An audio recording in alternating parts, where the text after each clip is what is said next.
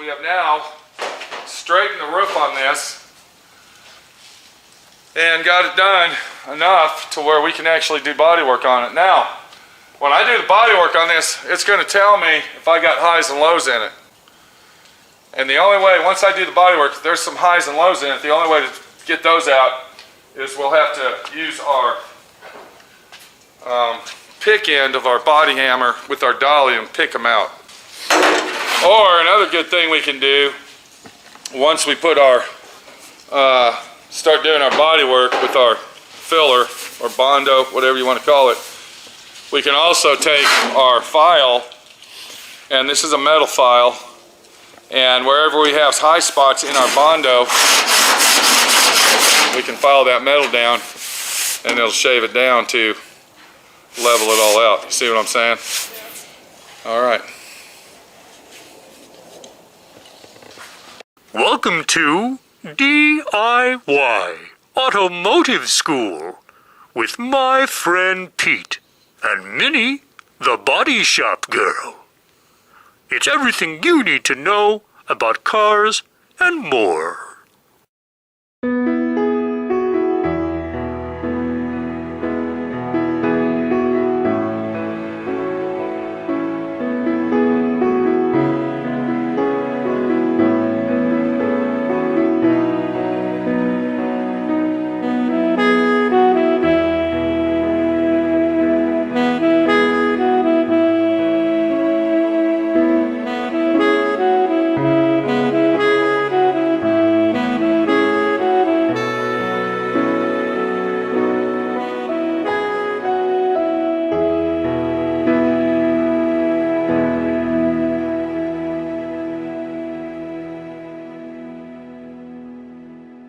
So the tools I've been using to do this is I've been using my air file for one, and the main tool has been my bondo buster. Using the bondo buster on an egg-shaped roof like the Volkswagen really cuts it down and does an awesome job. And then of course the painstaking hand sanding that we have been doing to it to level everything out and to get everything looking proper.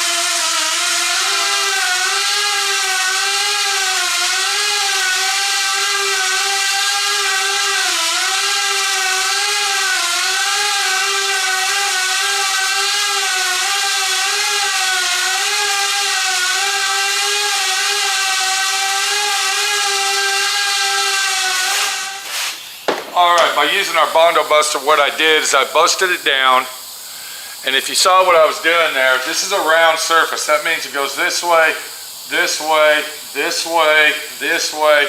It's like a ball.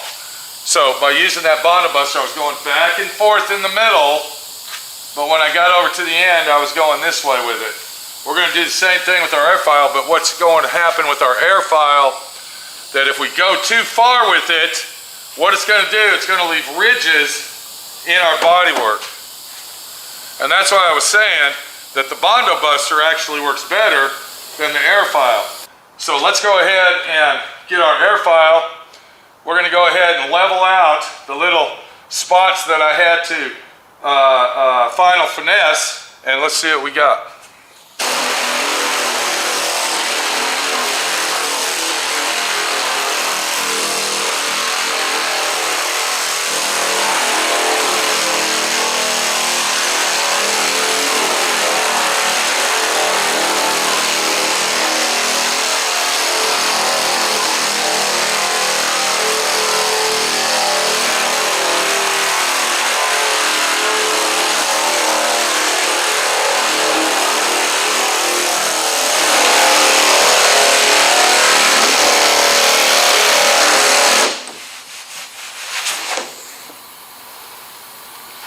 I came across a spot right here. It's kind of like right in the center. And it seems like the bondo is a little bit high right here. And you can kind of see right here the two different layers of bondo. This is the layer that I put on top of this layer. And then even right here, I can feel it with my finger. I can feel that this is higher. So if I keep continuing to use my air file, what's gonna happen, there's gonna be a flat spot there. And this is where we're gonna use our bondo buster again to level that out and get it smooth instead of making dips in it with our air file.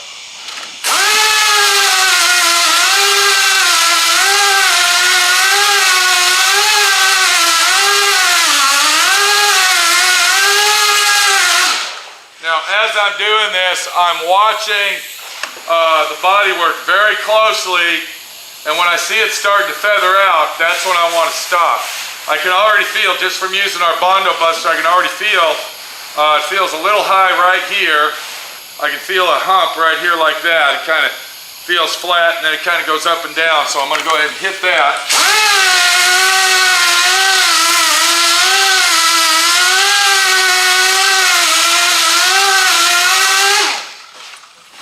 And then now it's starting to feel more natural and more willing to all blend in when we prime it.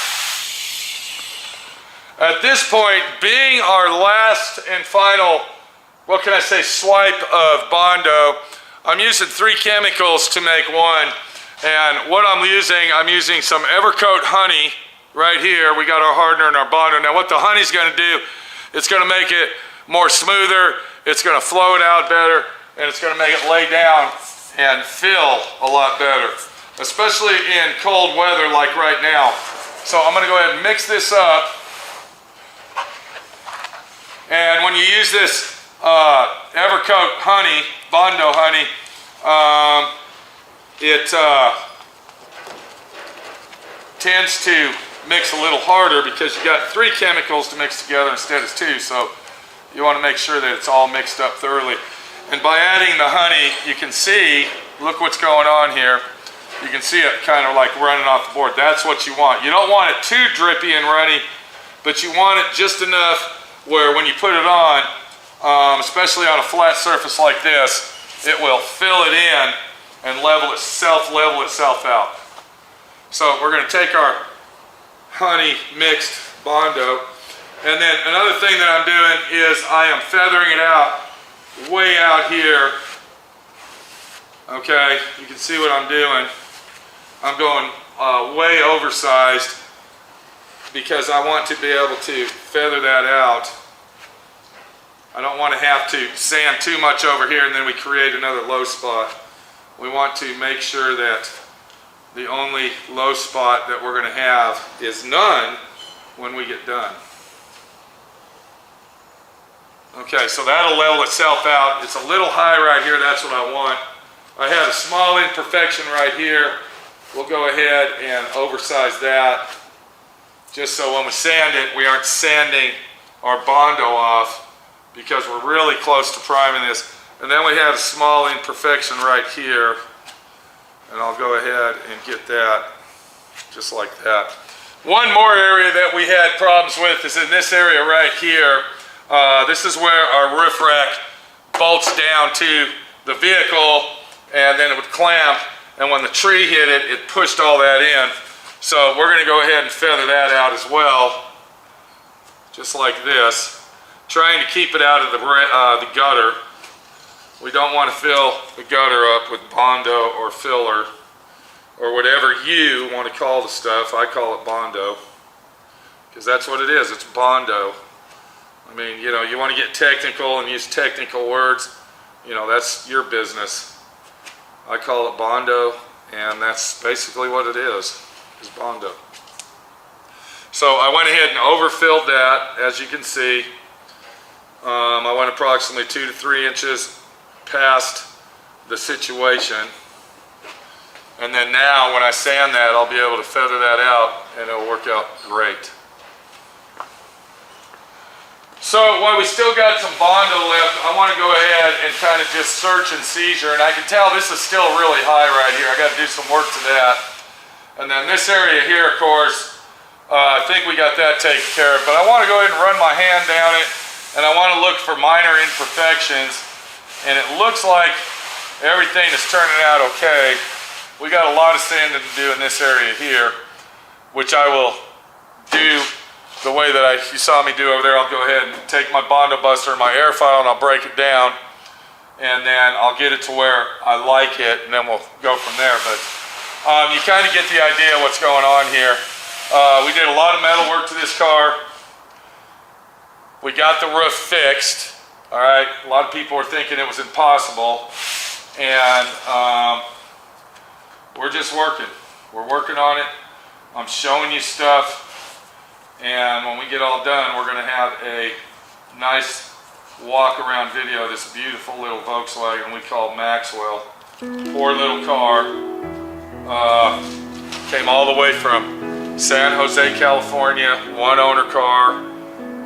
The guy was crying as I was leaving with it. I completely restored the car brand new. It ended up going to New Jersey. It's back in my shop to get fixed again. To me, this car is my Herbie love bug. And I believe that the lady that owns it, it's probably hers too. I think she really loves her car. To go to this extreme to fix it and to keep the car restored.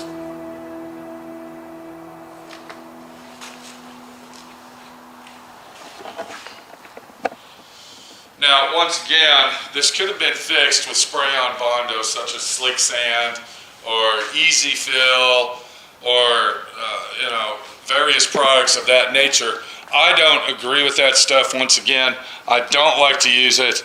I've seen too many jobs where it falls off, it peels off, it flakes off down the line. So what we have done is we basically skim coated the top of the roof where all the little imperfections were from doing our body work. And I want to focus on this section right here. Remember, I told you that this was the worst dent of the whole area. And the reason I say that is because it's got this real nice body line that goes right here. And then this hump goes like this. And then this hump comes up and around like that. So it's a double whammy when you're doing a dent like that. And another problem that we had with this is it was just completely shattered and crushed in. I told you the situation. So what I did is I filled this in right here, and I had to do it for at least 3 or 4 times. I went ahead and used my tape to get a nice sharp line. I put some tape on here, and I actually have it right now. It's actually overfilled, and I'm doing that for a reason, because when I prime this for my first prime job, I want to use my prime job as a guide coat on this area right here. Now, being cold-natured like it is, I think it's only like 50 degrees outside. The primer is going to come out really, really slow and really thick. I don't want to reduce it down because I want it to just try to put it on as pure primer only, 2K primer. If it shows that I can't get the primer to come out, then I'll go ahead and add 10 to 20% reducer to let it start flowing better. Let's see what happens just with the primer and hardener, and hopefully, cross our fingers, it's going to work out. I'd like to get at least one good super thick coat of primer on the top of this car.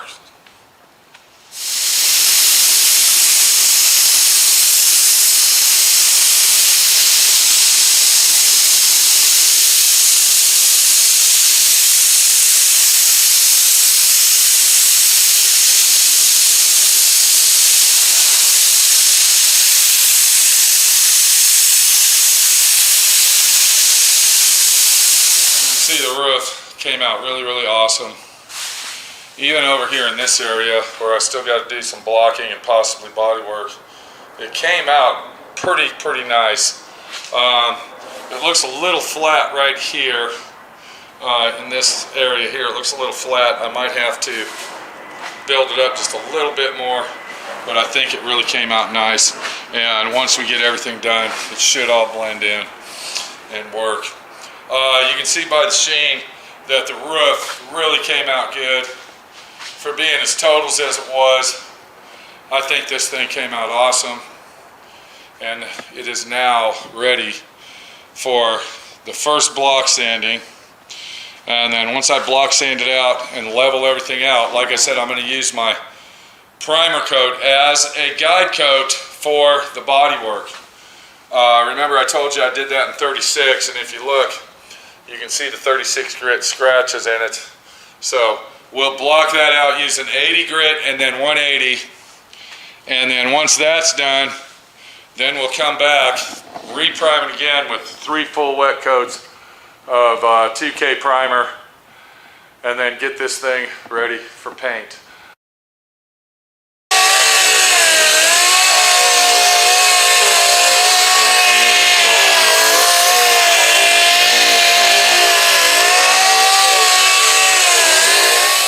Alright, what I'm doing now, we're back on our little bug after a couple days of taking the brake off it to let the primer dry. Now remember, I put 2 very thick coats of primer on it. Now that wasn't just for filler primer, but it was also for a guide coat for our bondo work. We did a lot of extreme work on this, and we had to basically skim the roof with bondo, if you remember all that. And what I'm doing now, I'm taking my Jitterbug air file sander with 80 grit, this is 80 grit we're using, and I'm going over it, and then once I do that, I've already got that side done. I'm going over it with this first to break it down, and then I'll go back over it with 80 grit again using my hand block. So let me go ahead and finish using my air file. Once again, this is a Jitterbug air file. Very good tool. I want to bring that up there and show it to you. If you don't have one of these and you're doing major body work, this is something you really need to invest in. You can find these on eBay. You can buy them brand new still. This is like a 1962 model, and they're still exactly identically the same as this one. This is made by Hutchins. This is a Hutchins tool. It's an orbital air file. Get one of these. You're gonna need it.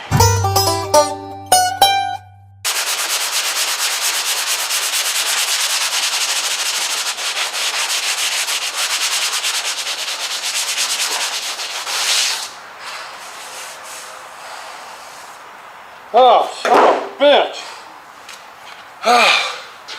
And this right here, this is a job. And when I talk about a job, I'm talking about taking your long block, and you can kind of see the angle of that roof, what we got here.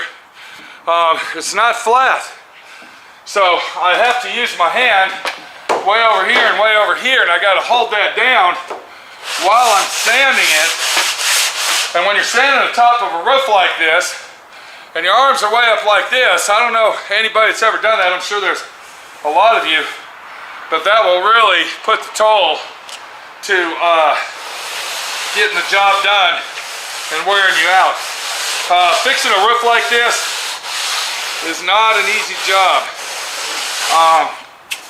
It's actually a big job, because you got this giant egg-shaped object, and you got to block it and form everything out to make it all blend in.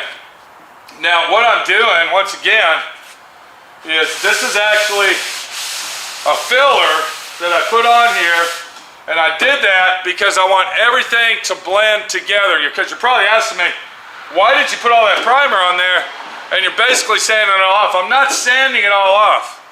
All around the edges of all the bodywork, you can still see that it's primer. And what we've done is we have filled in all around it to feather it all out and to make it a uniform object.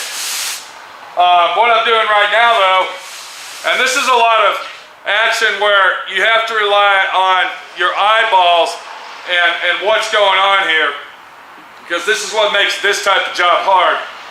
Is we're trying to get the highs down to the lows and the lows up with the highs. What we're doing is we're trying to blend everything in. And when you try to do that with no primer on it, you can't see any type of, what can we say, a trail. You can't see where it's going or what it's doing. But when you put that primer on there, it's giving it a guide coat for you to see what's going on.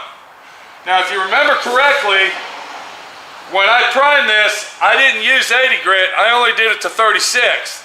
And that's because I knew I was gonna block sand all this down once again with 80 grit. And that's why I call it the rough in bondo job, because all I did is rough it in. This is actually the final bondo sanding job, and I shouldn't have to add any more bondo to it, or filler, whatever you want to fucking call it what you want. But I shouldn't have to add any. Now right here in this section right here was our hardest hit area right here. This was our hardest hit area, and this area right here, what was crushed in, almost was the kicker that said we can't do this. But I went ahead and I pulled this out. It was really, really crushed in here. I had to drill holes. I had to pull it all out. I had to heat it up. I had to hammer and dolly it, and I had to get it back to where it was. But on this section here, we had to use quite a bit of filler to form all that in and to get it where we want it.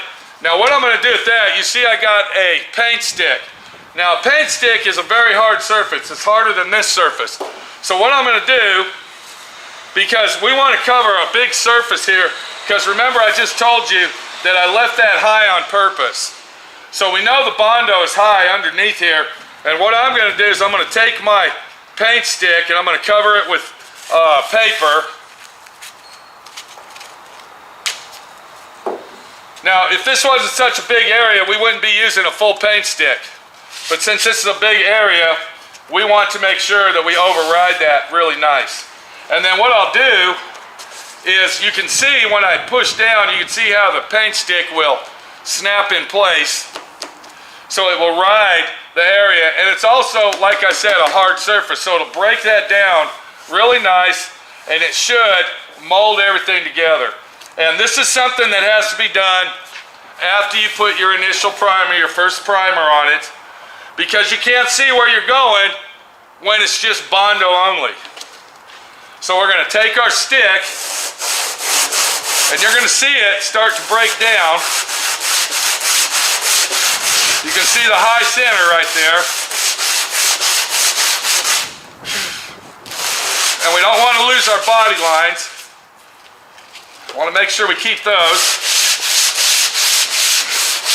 But what I'm doing is I'm taking that high center of bondo and I'm molding it in to the rest of the car so it'll all blend. Everything that you do on this type of work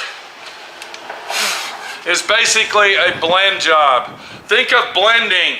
Okay, that's the word that you want to use when you're doing this, blend. You want to blend. So we'll turn our paint stick over, and you can see now that I've broken it down pretty good. I feel a high spot right here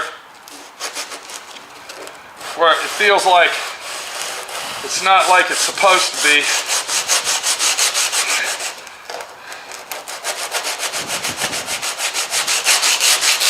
But I'm still continuing to use my paint stick to blend all the damage together.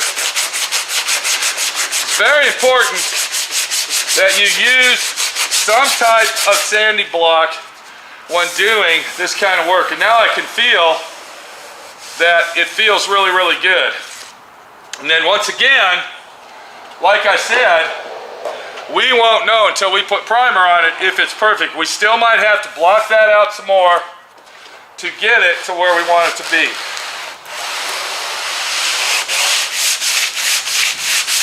Okay, so you saw in real time that it doesn't take long to do this, to make it the way that you want it. It just takes patience.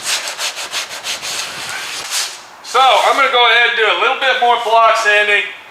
One more thing, when you're block sanding a big project like this roof, you can overkill.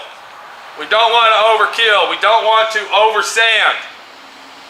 It's better to undersand. And when I say that, it's better to take the chance and undersand it. That means that possibly not sanding it enough. because we might have to prime this top 1 or 2 more times before we actually get it to where we want it. It's very important that we learn how to blend everything in motion. So another thing, I don't know if anybody out there noticed, is that I went ahead and stripped the whole car down so we can paint the green. We got to paint all the green on this car due to, we got this here, we got to finish this bodywork. And then down here, you can't see that, there's a big giant dent right here in this fender that we got to fix. And there's a couple other places on the vehicle that got dented and ruined where it says, well, we better go ahead and paint the whole car. And what I'll probably do is paint all the green paint, base coat all the green, and then I'll wet sand all the white. I'll wet sand that, and then we'll go ahead and clear coat the whole car. There's no sense clearing just the green and not doing the white with it. So we got a lot of blending to do. Remember that. It's all about blending. Blending. That's what we're doing here, is blending and sanding and blending and sanding. Big job. That was a very, very extreme repair right there. Very extreme. Thanks for watching D.I.Y. Automotive School. Classes don't stop till you know everything.